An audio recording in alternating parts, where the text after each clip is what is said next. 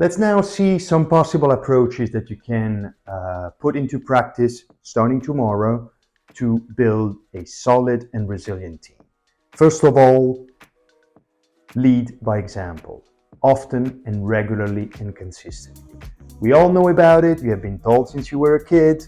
The point is that very few people follow through and do actually lead by example.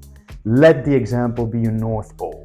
You want to be your values. You want to be resilient if you want to see resilience in your people and you want to drive behaviors. A little challenge for you that you can put into practice in the next few days or in the next week. How can you be resilient? Pick 1 or 2 behaviors that you can start applying and showing and see how it goes and see how your team reacts and let me know how is it. Second tip, let's say modeling after high resilience profile. You want to find a role model apart from you. Obviously, you have to start being the role model, but you want to find a partner of yours. Another role model that you pick from the industry you work in, from your company, from a YouTube channel, from the sports world. You choose and actually make sure you choose along with your team, which is your role model, which better shows resilient behavior that you want to pick and copy. Little challenge for you, maybe next week, tomorrow, whenever you have a meeting with your team, choose together a role model that you can refer to in a consistent way.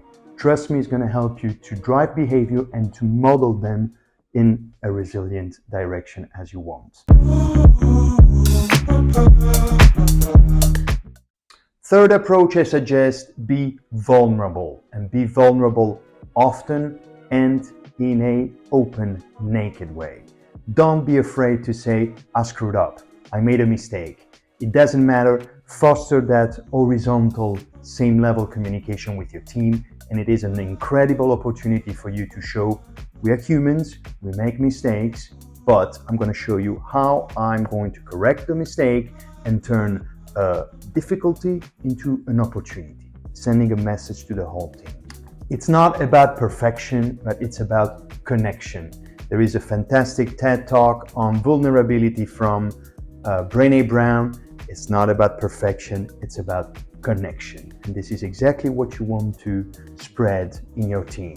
Little challenge for you, start maybe once, twice a week. Give yourself a target to openly admit when you make a mistake, showing what you're going to do to turn this mistake into an advantage or to correct it, and spreading it to the others so it doesn't become a mistake for a second time.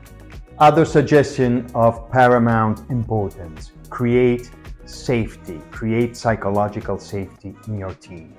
People should be able to bring their true self in the work environment, should be able to take risk, make mistake without being judged. They can be evaluated but not judged. The message is we're in this together and we can make mistakes.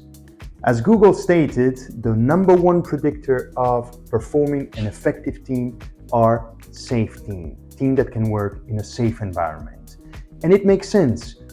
Good ideas can emerge without feeling to risk or be judged, and eventual future mistakes that today are small but tomorrow are going to become big problems can emerge today and be resolved. The 5th suggestion I can give you today, business owners and team leaders, is more mastery and less outcome orientation. This is a bit of an unconventional suggestion which is used by some technical coaches in sports company which are a bit more enlightened. Basically, you all have, we know, quantitative and qualitative targets with time constraints. The point is that sometimes teams become obsessed by this type of objectives. They get drained and energy is sucked out. You can't think of anything else but this. And this for performance is not efficient. What you want to say is forget about the outcome, forget about the game, forget about how much time we have left, concentrate on getting better today, getting more masterful. It allows a team leader to give power back to the team, putting some pressure off, because the fact that you obsess about a target doesn't mean you're going to get any better. And it focuses back the attention to the present moment and to becoming more masterful at what you have to do. It doesn't mean that the objective, the targets are not there.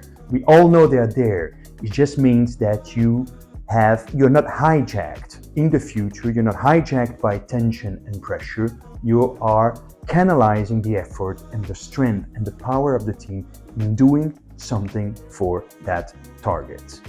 I'm curious, try in your team how it works.